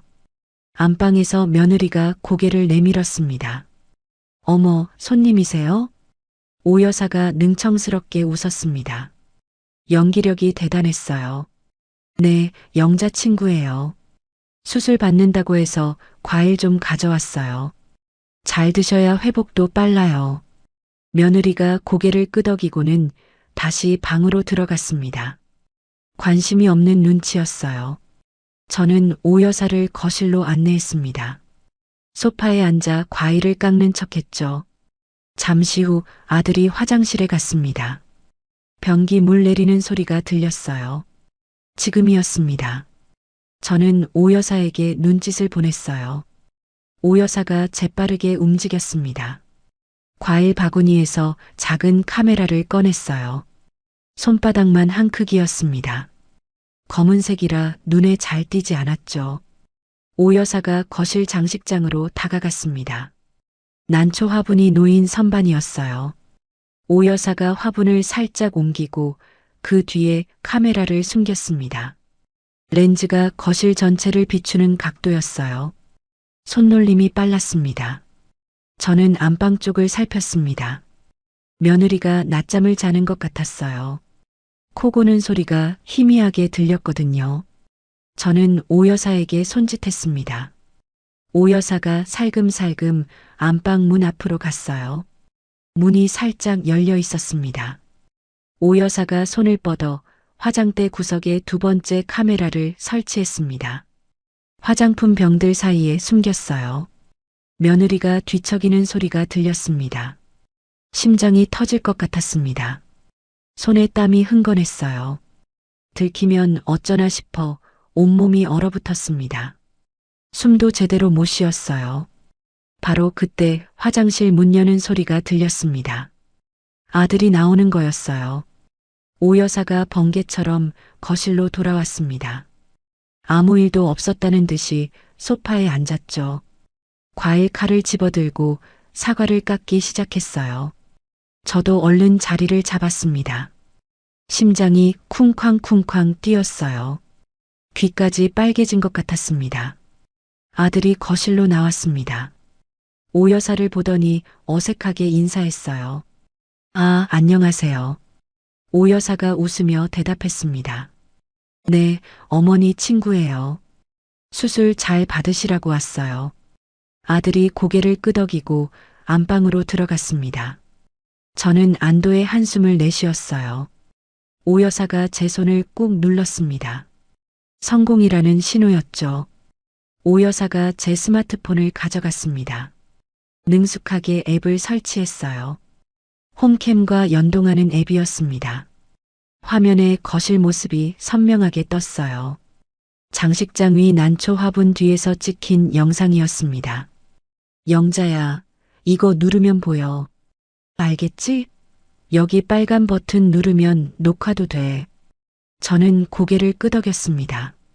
돋보기 없이는 화면이 흐릿했지만 대충 어디를 눌러야 하는지는 알겠었어요. 오 여사가 떠난 후 저는 짐을 쌌습니다. 작은 가방에 옷가지 몇 벌과 세면도구를 넣었어요. 그리고 서랍을 뒤졌습니다. 오래된 자물쇠 열쇠가 있었어요. 녹이 슬어서 갈색으로 변한 열쇠였습니다. 10년 전에 쓰던 창고 자물쇠 열쇠였죠. 지금은 아무 쓸모도 없는 물건이었습니다. 금고 열쇠와는 전혀 상관없는 열쇠였어요. 저는 그 열쇠를 식탁 위에 올려놓았습니다. 미끼였어요. 이 열쇠로는 금고가 절대 열리지 않을 겁니다. 그리고 며느리를 불렀어요. 미영아, 잠깐. 며느리가 휠체어를 타고 나왔습니다. 저는 식탁을 가리키며 말했습니다. 며느라, 내 금고 열쇠 여기 서랍에 두고 간다. 혹시 모르니까 급한 일 있으면 써. 며느리의 눈이 번쩍 빛났습니다. 입꼬리가 슬쩍 올라갔어요. 탐욕이 얼굴에 그대로 드러났습니다. 하지만 금세 표정을 감추고 걱정하는 척 말했어요. 네, 어머님. 잘 보관할게요. 수술 잘 받고 오세요. 저는 고개를 끄덕이고 현관으로 향했습니다. 지수에게 다가가 몰래 윙크했어요. 그리고 손에 용돈 5만 원을 쥐어주며 속삭였습니다. 할머니 없을 때 맛있는 거 사 먹어. 그리고 모른 척해. 지수가 눈을 껌뻑이며 고개를 끄덕였습니다. 아이의 눈에 불안함이 스쳐 지나갔지만 저는 안심시키듯 머리를 쓰다듬어 주었어요. 현관문을 열고 나섰습니다. 찬바람이 뺨을 스쳤어요. 눈이 소복이 쌓인 마당이 보였습니다. 뒤를 돌아보니 아들 내외가 현관에 서 있었습니다. 손을 흔들며 배웅하는 척했죠. 하지만 문이 닫히는 순간 문틈으로 본 며느리의 표정이 달랐습니다. 승리감에 도취된 얼굴이었어요. 입꼬리가 귀까지 올라가 있었습니다. 저는 이를 악물었습니다. 두고 보자. 누가 웃는지 두고 보자. 택시를 잡아 탔습니다. 기사에게 병원 주소를 말했어요. 택시가 출발하고 5분쯤 지났을 때 저는 뒤를 돌아봤습니다. 집이 시야에서 사라진 것을 확인하고 기사에게 말했습니다. 기사님, 죄송한데 방향을 바꿔주세요. 여기로 가주세요. 저는 오여산의 집 주소를 불러주었습니다. 기사가 의아한 눈으로 백미러를 통해 저를 봤지만 아무 말 없이 차를 돌렸어요. 오여산의 집에 도착했습니다.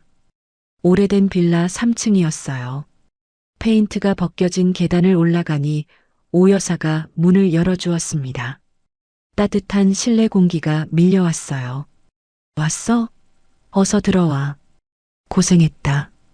저는 짐을 내려놓고 소파에 털썩 주저앉았습니다. 그제야 긴장이 풀렸어요. 온몸에 힘이 빠졌습니다. 며칠간 잠을 제대로 못 잔 피로가 한꺼번에 밀려왔죠. 휴, 성공했어. 들키는 줄 알았어. 오 여사가 따뜻한 차를 건네며 웃었습니다. 이제 시작이야. 치킨 시킬까? 맥주도 있어. 저는 고개를 끄덕였습니다. 평소 같으면 저녁에 치킨이라니 상상도 못했을 거예요. 건강을 생각해서 기름진 음식은 피했거든요. 하지만 오늘은 달랐습니다. 전쟁 전야였으니까요. 치킨과 맥주가 도착했습니다. 저는 스마트폰을 꺼내 홈캠 앱을 켰어요. 돋보기를 쓰고 화면을 들여다봤습니다. 심장이 터질 것 같았어요. 화면에 거실이 보였습니다. 그리고 놀라운 광경이 펼쳐졌어요. 제가 나가자마자 며느리가 휠체어에서 벌떡 일어나는 거였습니다. 찍찍이 소리가 났어요. 며느리가 보호대를 1초 만에 풀어 던졌습니다. 양팔을 휘두르며 소리쳤어요. 아오, 땀 차서 죽는 줄 알았네. 냄새 나는 거 봐. 아들이 웃으며 다가왔습니다. 기뻐서 어쩔 줄 모르는 표정이었어요. 두 사람이 하이파이브를 했어요. 드디어 갔어. 2박 3일 자유다. 드디어 해방이야. 며느리가 거실을 뛰어다녔습니다.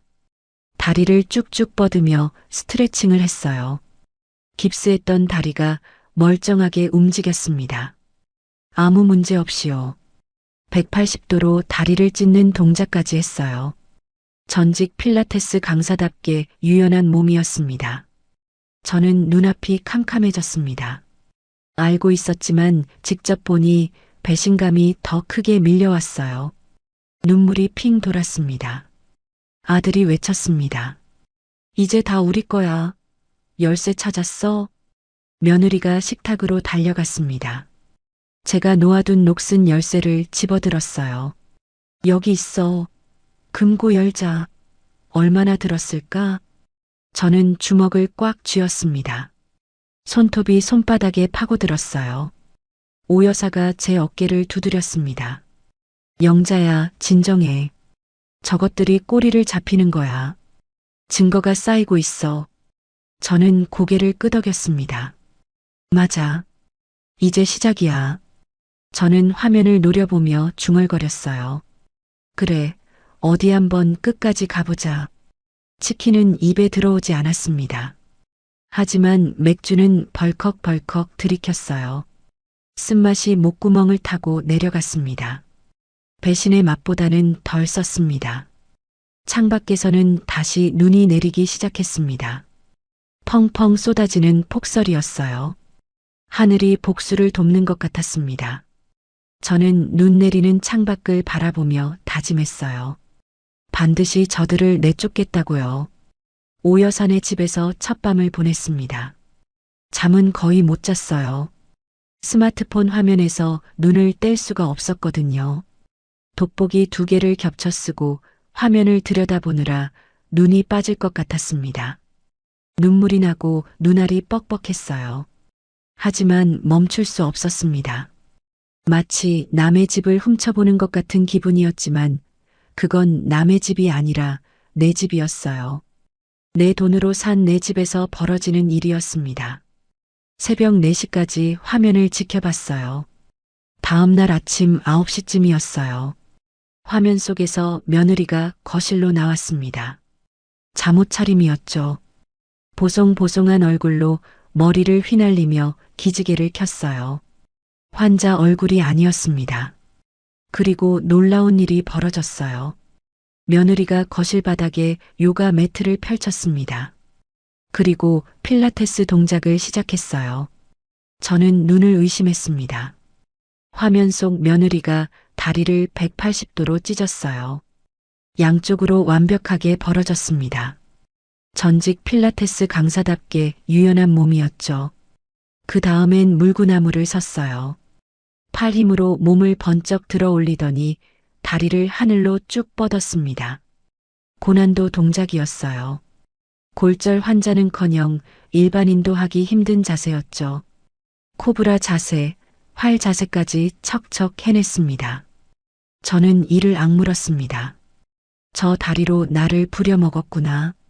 저 팔로 빨대 각도가 안 맞는다고 투덜댔구나. 저 몸으로 화장실 부축해달라고 굴욕을 줬구나. 70대 노모에게 다리를 주물러 달라고 했구나. 분노가 치밀어 올랐어요. 손이 부들부들 떨렸습니다. 주먹을 꽉 쥐었어요. 손톱이 손바닥에 파고들었지만 아프지 않았습니다. 오 여사가 커피를 가져왔습니다. 영자야, 좀 쉬어. 밤새 앉았잖아. 얼굴이 말이 아니야. 저는 고개를 저었습니다. 못 쉬어. 끝까지 봐야 해. 증거를 모아야 해. 화면 속에서는 더 가관인 일들이 벌어지고 있었어요. 점심때가 되자 아들이 냉장고를 열었습니다. 제가 아껴두었던 복분자주를 꺼냈어요. 명절에 먹으려고 모셔둔 거였죠. 그 옆에 있던 양주도 꺼냈습니다. 외국 여행 갔을 때 면세점에서 사온 거였어요. 아들이 며느리에게 잔을 건넸습니다. 두 사람이 건배를 했어요. 자유다. 건배. 2박 3일 천국이야. 놓친 내 없으니까 살 것 같아. 며느리가 술을 들이켰습니다. 그리고 소파 위에서 펄쩍펄쩍 뛰었어요. 내 소파였습니다. 30년 넘게 앉았던 소파요. 안주 부스러기가 바닥에 떨어졌어요. 과자 봉지를 뜯어 마구 집어먹었습니다. 쓰레기를 치우지도 않았어요. 저는 속이 부글부글 끓었습니다. 이가 갈렸어요. 오후 3시쯤이었어요. 두 사람이 안방으로 들어갔습니다. 안방 카메라 화면으로 전환했어요. 화장대 구석에 숨겨둔 카메라가 또렷하게 방 안을 비추고 있었습니다. 며느리가 장롱문을 열었어요. 제 옷가지들을 꺼내 바닥에 집어던졌습니다. 카디건, 블라우스, 치마 하나하나 내던졌어요. 제가 아끼던 옷들이었습니다. 이 옷들 좀 봐. 늙은이 냄새나서 못 살겠네. 좀팽이 냄새야. 어머니 돌아가시면 이 집부터 싹 리모델링 하자. 아들이 맞장구 쳤습니다. 그래, 벽지도 다 뜯어내고 이 장롱도 버리고 완전히 새 집으로 바꾸자. 저는 숨이 막혔습니다. 돌아가시면이라고요? 내가 죽기를 바라는 거였어요. 내 자식이요. 내가 전 물려 키운 자식이요. 눈물이 볼을 타고 흘러내렸습니다. 슬픔인지 분노인지 모를 눈물이었어요. 가슴이 찢어지는 것 같았습니다. 아들이 장롱 깊숙한 곳에서 금고를 꺼냈습니다. 작은 금고였어요. 제가 현금과 귀중품, 통장을 보관해 두는 곳이었죠. 아들이 어젯밤 제가 두고 간 녹슨 열쇠를 꺼냈습니다. 금고에 열쇠를 꽂았어요. 돌렸습니다. 하지만 열리지 않았어요. 당연했죠. 그건 가짜 열쇠였으니까요. 10년 전 창고 자물쇠 열쇠였어요. 뭐야? 안 열리잖아. 아들이 짜증을 냈습니다. 열쇠를 이리저리 돌려봤지만 소용없었어요. 힘껏 밀어봐도 꿈쩍도 안 했죠. 열쇠 구멍에 침까지 뱉어가며 시도했지만 안 됐습니다. 이 놓친 내가 치매가 왔나? 열쇠가 안 맞아. 젠장? 미쳤나? 아들이 금고를 발로 찼습니다. 쾅 하는 소리가 났어요. 저는 화면을 보며 주먹을 꽉 쥐었습니다. 놓친 내라고요. 치매라고요. 내 아들이 나를 그렇게 부르는 거였어요. 세상에. 며느리가 금고를 들어 올렸습니다. 무거운 거 보니까 뭔가 들어있긴 하네. 자물쇠 전문가 부를까? 딸 수 있을 거야. 아들이 고개를 저었습니다. 아니야, 의심받아. 그냥 어머니 인감 찾아서 위임장 만들자. 동사무소 직원은 대충 얼버무리면 돼. 딸이 데리러 왔다고 하면 되지. 노인네 서명 위조하는 거 어렵지도 않아. 저는 귀를 의심했습니다. 인감을 찾아서 위임장을 만든다고요? 사문서 위조였어요. 범죄를 모의하고 있는 거였습니다. 저는 떨리는 손으로 녹화 버튼을 눌렀어요.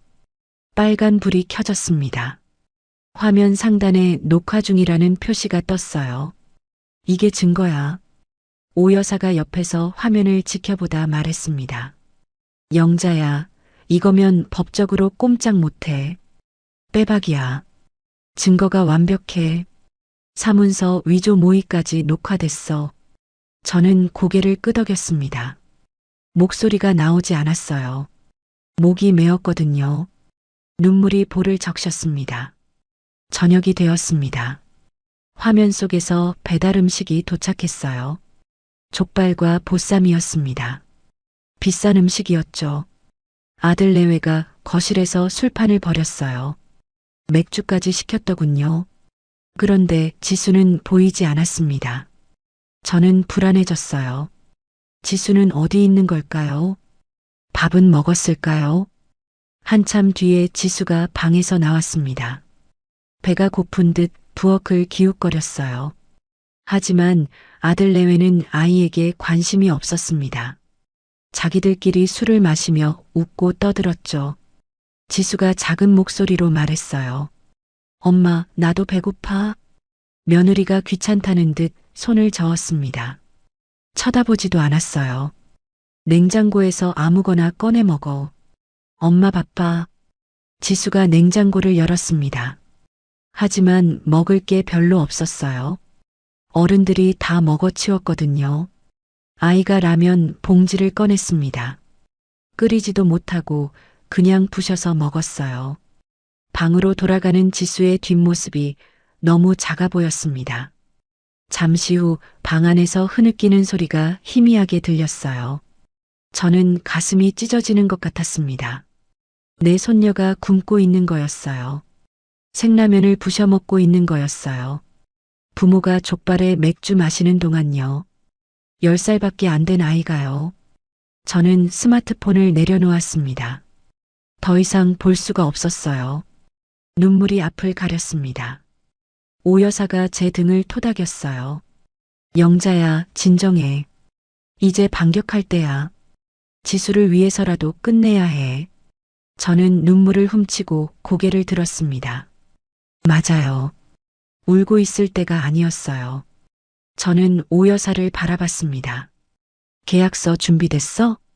오 여사가 고개를 끄덕였습니다. 가방에서 서류 봉투를 꺼냈어요. 미리 준비해둔 가짜 서류들이었습니다. 부동산 매매 계약서와 전 재산 사회 환원 약정서였어요. 물론 진짜가 아니었습니다. 법적 효력이 없는 서류였죠. 아들 내외를 겁주기 위한 소품이었어요. 여기 도장 찍어. 날짜는 어제로 해놨어. 그럴듯하게 만들었지? 저는 서류를 살펴봤습니다. 글씨가 흐릿하게 보였지만 내용은 알 수 있었어요. 집을 사회복지재단에 기부한다는 내용이었습니다. 저는 가방에서 도장을 꺼내 쾅 찍었어요. 손에 힘이 들어갔습니다. 빨간 인주가 선명하게 찍혔어요. 오 여사가 창밖을 내다봤습니다. 눈이 다시 오네. 폭설이야. 하늘이 우리 편인가 봐. 내일 아침에 들이닥치자. 저는 고개를 끄덕였습니다. 창밖으로 눈이 펑펑 내리고 있었어요. 마치 하늘이 복수를 돕는 것 같았습니다. 저는 옷장에서 검은 코트를 꺼냈어요. 오 여사가 빌려준 거였습니다. 그리고 선글라스를 챙겼어요. 큰 선글라스였습니다. 수술받고 온 척하려면 눈을 가려야 했거든요. 목에는 목도리도 둘렀습니다. 비장한 차림이었어요. 내일 몇 시에 갈까? 오 여사가 물었습니다. 점심때쯤. 난 12시. 저들이 한창 놀고 있을 때 들이닥치자. 저는 비장한 각오를 다졌습니다. 주먹을 꽉 쥐었어요. 내일이면 모든 게 끝나는 거였습니다. 밤 11시가 넘었습니다. 저는 마지막으로 홈캠 화면을 확인했어요. 거실에서 아들 내외가 노래방 기계를 틀어놓고 있었습니다. 언제 가져왔는지 모를 기계였어요. 트로트 노래가 흘러나왔습니다. 며느리가 마이크를 들고 춤을 추며 노래를 불렀어요. 목청껏 소리를 질렀습니다. 아들도 박수를 치며 같이 놀았죠. 두 사람이 번갈아 노래를 부르고 소파에서 뛰어다녔어요. 소파 구석에는 벗어 던진 보호대가 처박혀 있었습니다. 쓰레기처럼요. 그 보호대가 모든 것을 말해주고 있었습니다. 저는 화면을 껐습니다. 이제 충분했어요. 증거는 충분히 모았습니다. 내일이면 심판의 날이었어요. 저는 침대에 누웠지만 잠이 오지 않았습니다. 내일 할 말들이 머릿속을 맴돌았어요. 어떤 표정을 지어야 할지, 어떤 목소리로 말해야 할지 생각했습니다. 35년간 병원에서 온갖 상황을 겪어봤지만 이건 달랐어요. 상대가 남이 아니라 내 자식이었으니까요. 창밖에서는 눈보라가 거세게 몰아치고 있었습니다. 바람소리가 창문을 흔들었어요. 폭풍 전야의 고요함 같은 밤이었습니다. 저는 눈을 감고 심호흡을 했어요. 마음을 단단히 먹어야 했습니다. 70내년 인생에서 가장 힘든 싸움이 될 테니까요. 하지만 지지 않을 겁니다. 반드시 이길 거예요. 내 집과 내 인생은 내가 지킬 거예요. 그리고 지수도요. 다음 날 낮 12시였습니다. 저는 오 여사와 함께 택시에서 내렸어요. 검은 코트를 입고 큰 선글라스를 썼습니다. 마치 영화 속 주인공 같았죠. 손에는 서류 봉투와 스마트폰을 꽉 쥐고 있었어요. 심장이 터질 것 같았습니다. 콩닥콩닥 소리가 귀까지 들렸어요. 하지만 물러설 수 없었습니다. 70내년 인생 최대의 결전이었으니까요. 오 여사가 제 팔을 잡았어요. 무언의 응원이었습니다. 눈이 소복이 쌓인 마당을 지나 현관문 앞에 섰습니다. 발이 눈에 푹푹 빠졌어요. 저는 깊이 숨을 들이쉬고 초인종을 눌렀습니다. 딩동. 익숙한 소리가 울렸어요. 안에서 웅성거리는 소리가 들렸습니다. 허둥지둥 뛰어다니는 발소리, 무언가 치우는 소리. 저는 입꼬리를 올렸어요. 예상대로였습니다. 잠시 후 문이 열렸습니다. 아들이 문틈으로 얼굴을 내밀었어요. 저를 보더니 눈이 휘둥그레졌습니다. 얼굴이 하얗게 질렸어요. 어머니, 벌써 오셨어요? 오늘 퇴원이에요? 저는 대답하지 않고 문을 밀치고 들어갔습니다. 거실은 난장판이었어요. 과자 봉지, 맥주캔, 족발 포장지가 바닥에 널브러져 있었습니다. 소파 쿠션은 바닥에 떨어져 있었고 노래방 기계가 텔레비전 앞에 놓여 있었죠. 유리 테이블 위에는 술병이 줄지어 서 있었어요. 재떨이에는 담배꽁초가 수북했습니다. 담배 냄새가 코를 찔렀어요. 저는 입술을 꽉 깨물었습니다. 내 집이 쓰레기장이 된 거였어요. 30년 넘게 정성껏 가꾼 내 집이요. 분노가 치밀어 올랐습니다. 며느리가 안방에서 급하게 나왔습니다. 휠체어도 없이 두 발로 걸어서요. 보호대도 차지 않았어요. 머리는 헝클어져 있었고 얼굴에 화장기가 없었습니다. 저를 보더니 화들짝 놀라며 멈춰 섰어요. 그리고 갑자기 다리를 절기 시작했습니다. 절뚝절뚝 연기를 하는 거였죠. 눈이 이리저리 굴러다녔어요. 아이고, 어머님. 깜짝이야. 수술은 잘 되셨어요? 저는 선글라스를 천천히 벗었습니다. 차가운 눈빛으로 며느리를 바라봤어요. 다리 왜 저러? 아까는 멀쩡히 걷던데. 며느리의 얼굴이 하얗게 질렸습니다. 입술이 파르르 떨렸어요. 손가락도 떨리고 있었습니다. 그게 오래 누워있다 일어나서 저는 손을 들어 말을 끊었습니다. 그리고 스마트폰을 꺼냈어요. 화면을 켜서 며느리에게 들이밀었습니다. 어제 녹화한 영상이었어요. 며느리가 거실에서 필라테스를 하는 장면이 재생됐습니다. 다리를 180도로 찢고 물구나무를 서는 모습이요. 코브라 자세, 활 자세까지 완벽하게 해내는 장면이었습니다. 며느리의 눈이 커졌습니다. 입이 벌어졌어요. 완전히 얼어붙은 표정이었습니다. 얼굴에서 핏기가 싹 빠졌어요. 이게 뭐예요? 어디서? 저는 차갑게 대답했습니다. 내가 물구나무 서는 영상이야. 골절 환자가 참 대단하더라. 다리 찢기까지 하고. 아들이 달려왔습니다. 화면을 보더니 얼굴이 새파랗게 변했어요. 다리가 휘청거렸습니다. 벽에 손을 짚어야 할 정도였어요. 어머니, 이게 어디서? 집에 카메라가. 저는 다음 영상을 재생했습니다. 아들이 금고를 발로 차며 노친내 치매와 나고 욕하는 장면이었어요. 화면 속 아들이 침까지 뱉으며 욕설을 퍼붓고 있었습니다. 내 자식 입에서 나온 말이라고는 믿기지 않았어요. 그 다음은 사문서 위조를 모의하는 대화였습니다. 인감 찾아서 위임장 만들자. 동사무소 직원 얼버무리면 된다. 노인네 서명 위조하는 거 어렵지도 않다는 내용이 또렷하게 들렸습니다. 거실이 얼음장처럼 차가워졌습니다. 아들 내외가 굳어버렸어요. 말 한마디 못하고 서 있었습니다. 숨소리만 거칠게 들렸어요. 오 여사가 앞으로 나섰습니다. 서류 봉투에서 계약서를 꺼냈어요. 김성훈 씨, 최미영 씨, 이거 보세요. 가짜 계약서였습니다. 집을 사회복지재단에 기부한다는 내용이었어요. 날짜도 도장도 선명하게 찍혀 있었죠. 아들이 서류를 낚아챘습니다. 눈으로 훑어보더니 얼굴이 일그러졌어요. 뭐야 이게? 집을 기부해? 어머니, 이게 무슨 짓이에요? 저는 팔짱을 꼈습니다. 차분하게 말했어요. 내 집이야.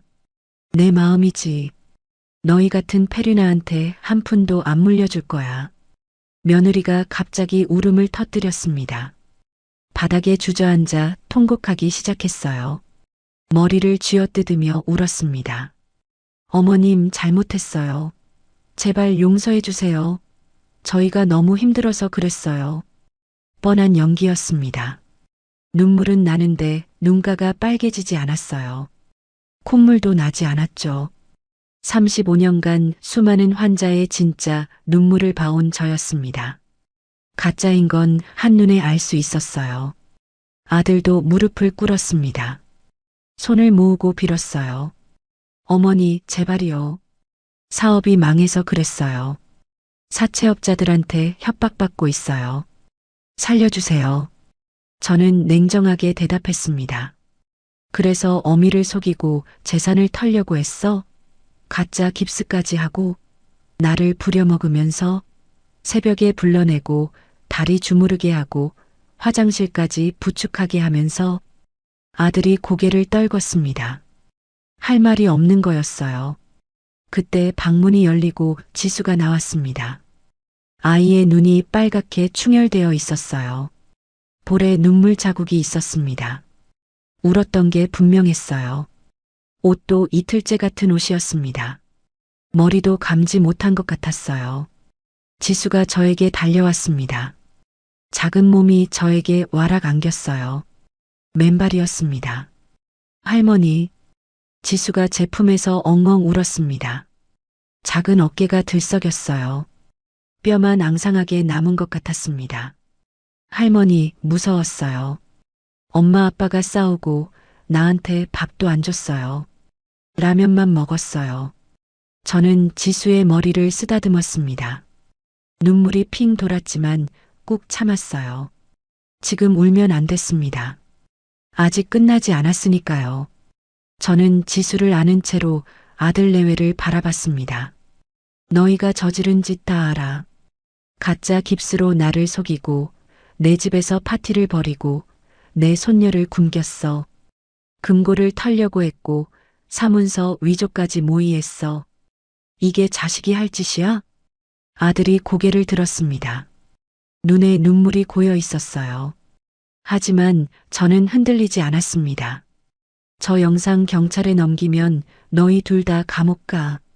사기 미수의 사문서 위조 모의야. 알아? 며느리가 비명을 질렀습니다.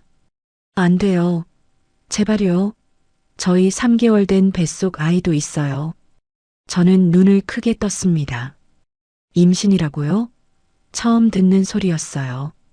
뭐, 임신했어? 며느리가 고개를 끄덕였습니다. 배를 감싸주며 울먹였어요. 3개월이에요. 어머님께 말씀드리려고 했는데 타이밍을 못 잡았어요. 저는 복잡한 심정이었습니다. 둘째 손주라니. 하지만 그게 면죄부가 될 순 없었어요. 임신했다고 모든 게 용서되는 건 아니었습니다. 오 여사가 제 어깨를 툭 쳤습니다. 계획대로 가라는 눈짓이었어요. 저는 깊이 숨을 쉬고 말했습니다. 경찰에 신고하는 건 보류할게. 하지만 조건이 있어. 아들 내외가 고개를 들었습니다. 절망에 빠졌던 눈에 희망이 번뜩였어요. 마치 물에 빠진 사람이 동아줄을 잡은 것 같았죠. 뭐든지 할게요. 뭔데요? 말씀만 하세요. 저는 손가락을 하나씩 세웠습니다. 하나, 당장 이 집에서 나가. 둘, 지수는 내가 키울 거야. 셋, 내 재산에 손대지 마. 넷, 다시는 내 앞에 나타나지 마. 아들이 펄쩍 뛰었습니다. 지수를 데려가요? 그건 안 돼요. 지수는 우리 딸이에요. 저는 스마트폰을 흔들었습니다. 화면에는 아직도 영상이 재생 중이었어요. 이 영상이 법원에 가면 어떻게 될 것 같아? 아동학대로 양육권 박탈당해. 아이 굶긴 증거도 있어. 선택해. 순순히 넘기든지 법정에서 싸우든지. 아들의 얼굴이 일그러졌습니다. 주먹을 불끈 쥐었어요. 하지만 어쩔 수 없다는 걸 알고 있었죠. 며느리가 아들의 팔을 잡았습니다. 여보, 일단 나가자. 나중에 다시 생각하자. 아들이 이를 악물었습니다. 주먹을 떨었어요. 하지만 고개를 끄덕였습니다. 알겠습니다. 나갈게요. 하지만 이건 끝이 아니에요. 아들 내외가 안방으로 들어갔습니다. 짐을 싸는 소리가 들렸어요. 옷장 여닫는 소리, 서랍 열리는 소리, 지퍼 잠그는 소리. 저는 지수를 안은 채로 소파에 앉았습니다. 다리에 힘이 풀렸어요. 긴장이 풀리니까 온몸이 후들후들 떨렸습니다.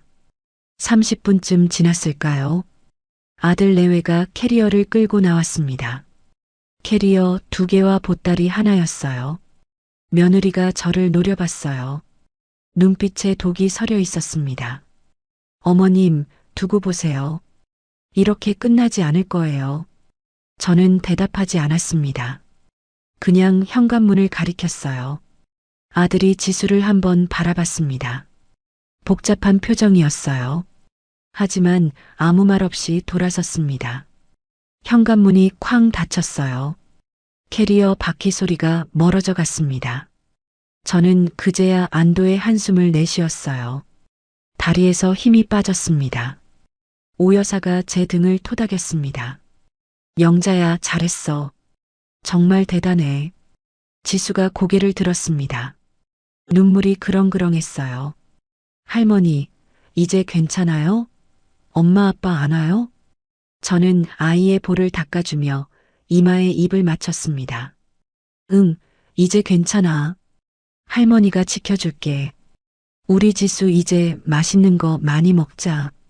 창밖에서는 눈이 그치고 햇살이 비치기 시작했습니다. 먹구름 사이로 파란 하늘이 보였어요. 긴 폭풍이 지나간 것 같았습니다. 저는 지수를 꼭 안고 창밖을 바라봤어요. 새하얀 눈 위로 햇빛이 반짝였습니다. 이제 새로운 시작이었습니다. 아들 내외가 떠난 지 일주일이 지났습니다. 집안은 다시 평화를 되찾았어요. 저는 거실 창문을 활짝 열었습니다. 담배 냄새와 술 냄새, 눅눅한 공기를 빼야 했거든요. 찬바람이 불어왔지만 개운했습니다. 마치 묵은 때를 벗겨내는 것 같았어요.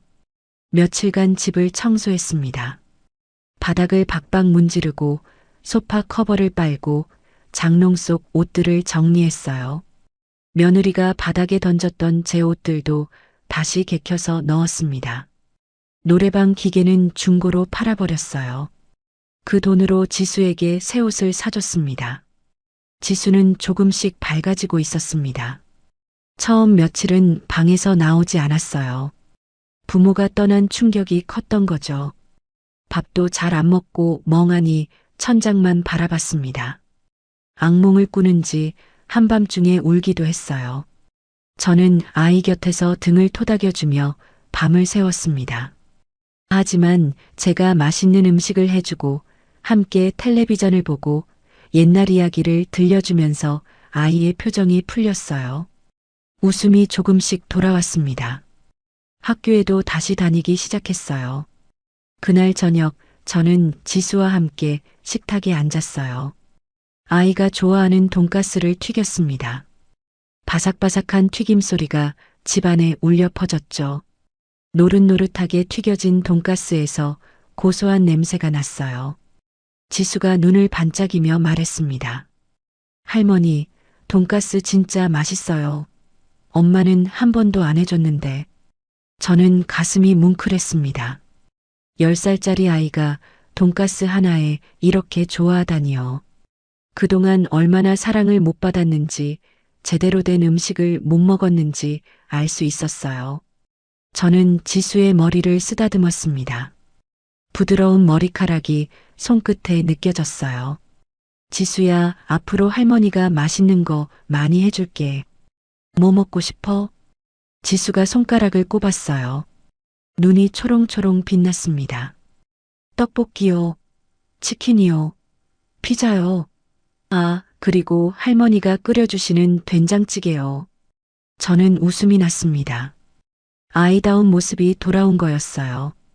그날 밤 지수는 제 방에서 함께 잤습니다. 아이가 제 팔을 베개 삼아 새근새근 잠들었어요. 작은 숨소리가 규칙적으로 들렸습니다. 따뜻한 체온이 전해졌어요.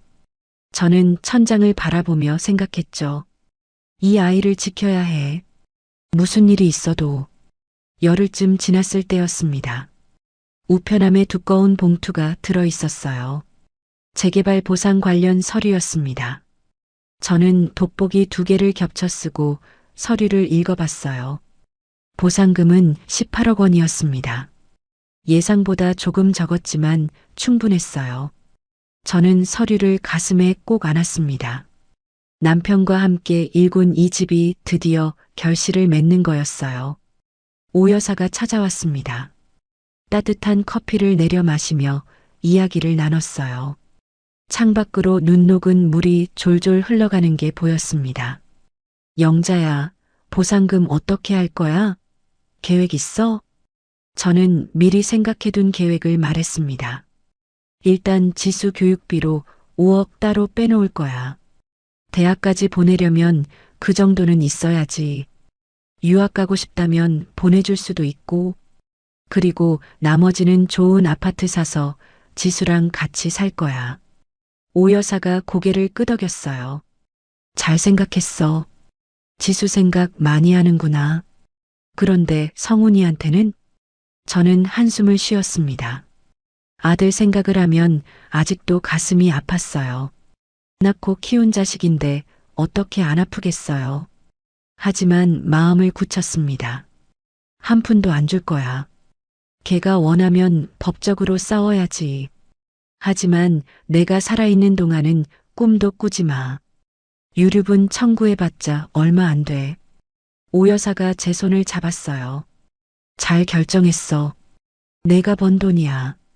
내 마음대로 해. 그 무렵 아들에게서 연락이 왔습니다. 문자 메시지였어요. 화면에 뜬 글자를 보고 저는 한숨을 내쉬었습니다. 어머니, 잘못했습니다.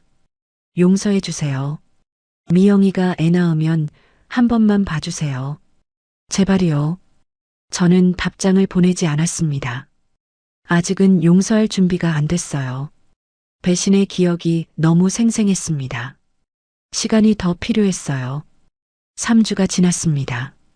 눈이 녹고 봄 기운이 돌기 시작했어요. 얼었던 땅이 풀리고 새싹이 돋아났습니다. 저는 지수를 데리고 동네 공원으로 산책을 나갔어요. 양지 바른 언덕에 진달래가 피어 있었습니다. 분홍색 꽃잎이 햇살을 받아 반짝거렸어요. 개나리도 노랗게 피어 있었습니다. 지수가 꽃을 꺾어 제게 건넸어요. 할머니 예뻐요. 할머니 머리에 꽂아드릴까요? 저는 허리를 숙여 아이가 머리에 꽃을 꽂게 해주었습니다. 지수가 깔깔 웃었어요. 맑은 웃음소리가 봄바람처럼 따뜻하게 느껴졌습니다. 할머니 꽃할머니 됐어요.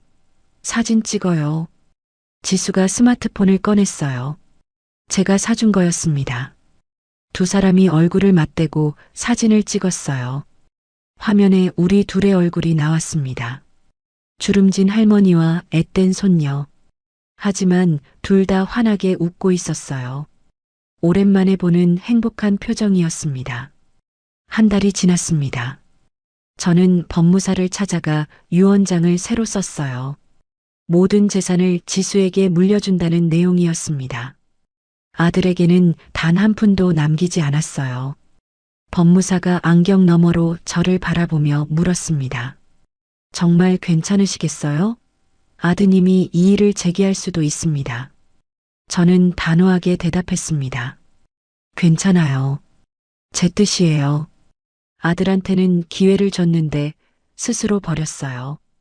유언장에 도장을 꾹 찍었습니다. 손끝에 힘이 들어갔어요. 빨간 인주가 선명하게 찍혔습니다. 이제 더 이상 흔들리지 않을 거였어요. 6월이 되었습니다. 재개발 보상금이 통장에 들어왔어요.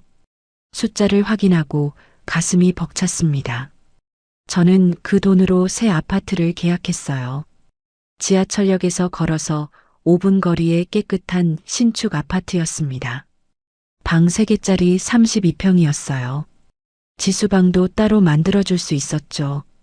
창문이 남향이라 햇살이 잘 들어왔습니다. 이사하는 날 오 여사가 도와주러 왔습니다. 이사업체 직원들이 땀을 뻘뻘 흘리며 짐을 나르는 동안 우리는 지휘를 했어요. 무거운 장롱, 냉장고, 침대가 새 집으로 옮겨졌습니다. 오 여사가 이마에 땀을 훔치며 말했습니다. 영자야, 새 출발이다. 진심으로 축하해. 저는 빈 거실을 둘러봤습니다. 하얀 벽, 깨끗한 바닥, 햇살이 쏟아지는 큰 창문. 베란다 너머로 푸른 하늘이 시원하게 펼쳐져 있었어요. 새 시작이었습니다. 지수가 뛰어다니며 소리쳤어요. 와, 내 방이다. 할머니, 여기 진짜 내 방이에요? 저는 웃으며 고개를 끄덕였어요. 그래, 지수 방이야. 원하는 대로 예쁘게 꾸미자. 벽에 그림도 붙이고 책장도 놓자. 그날 저녁 새 집에서 첫 식사를 했습니다. 배달 음식을 시켰어요. 짜장면과 탕수육이었습니다. 새집 거실 바닥에 돗자리를 깔고 앉았어요. 지수가 짜장면을 후루룩 먹으며 말했습니다. 할머니, 나 여기 살면서 공부 열심히 할게요. 커서 돈 많이 벌어서 할머니 모실게요. 진짜예요. 저는 눈물이 핑 돌았습니다. 고개를 돌려 눈물을 훔쳤어요. 이 아이가 있어서 다행이라고 생각했습니다. 70내년 인생에서 가장 감사한 순간이었어요. 8월 어느 날이었습니다. 아들에게서 다시 연락이 왔어요. 이번에는 전화였습니다. 저는 한참을 망설이다가 받았어요.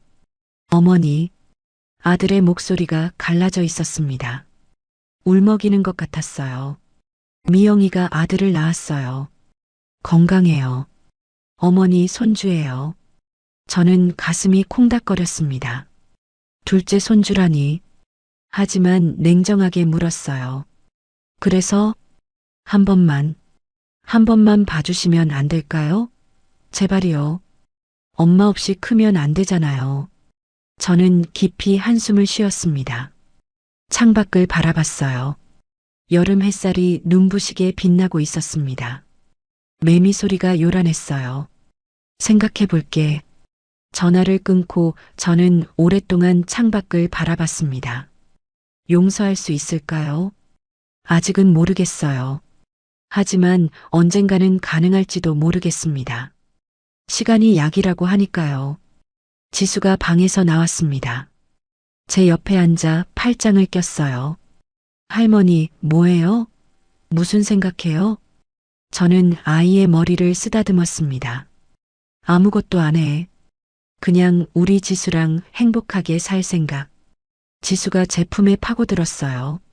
작은 체온이 따뜻하게 전해졌습니다. 저는 아이를 꼭 안았어요. 가슴이 뭉클했습니다. 창밖에서는 매미 소리가 요란하게 울렸습니다. 여름이 한창이었어요. 저는 눈을 감았습니다. 74살, 아직 늦지 않았어요. 손녀와 함께라면 100살까지도 살 수 있을 것 같았습니다. 이제 두려울 것이 없었어요. 지수야, 할머니가 지켜줄게. 영원히. 그것이 제 대답이었습니다. 누가 뭐래도 무슨 일이 있어도 이 아이를 지키겠다는 다짐이요. 아들은 저를 배신했지만 손녀는 제게 삶의 이유를 주었습니다. 그게 제 남은 인생의 이유였어요. 지수가 고개를 들어 저를 바라봤습니다. 까만 눈동자가 반짝거렸어요. 할머니 사랑해요. 저는 미소를 지었습니다. 눈가에 주름이 잡혔지만 행복한 주름이었어요. 웃을 수 있어서 감사했습니다. 나도 사랑해, 우리 지수. 창밖으로 노을이 물들고 있었습니다. 빨간색, 주황색, 분홍색이 하늘을 물들였어요. 아름다운 저녁이었습니다. 저는 지수의 손을 잡고 베란다로 나갔어요. 두 사람이 나란히 서서 노을을 바라봤습니다. 새로운 시작이었어요. 아픔은 있었지만 그만큼 더 단단해졌습니다. 앞으로 어떤 일이 생겨도 이겨낼 수 있을 것 같았어요. 지수가 있으니까요. 저는 손녀의 손을 꼭 잡았습니다. 작지만 따뜻한 손이었어요. 이 손을 놓지 않을 거였습니다. 끝까지요. 평생요. 오늘의 사연 어떠셨나요? 사연이 마음에 닿았다면 더 좋은 사연으로 찾아뵐 수 있도록 구독과 좋아요를 눌러주세요. 그리고 사연의 주인공을 위한 따뜻한 말씀도 댓글로 부탁드립니다. 여러분의 오늘을 응원합니다. 인생 소풍이었습니다.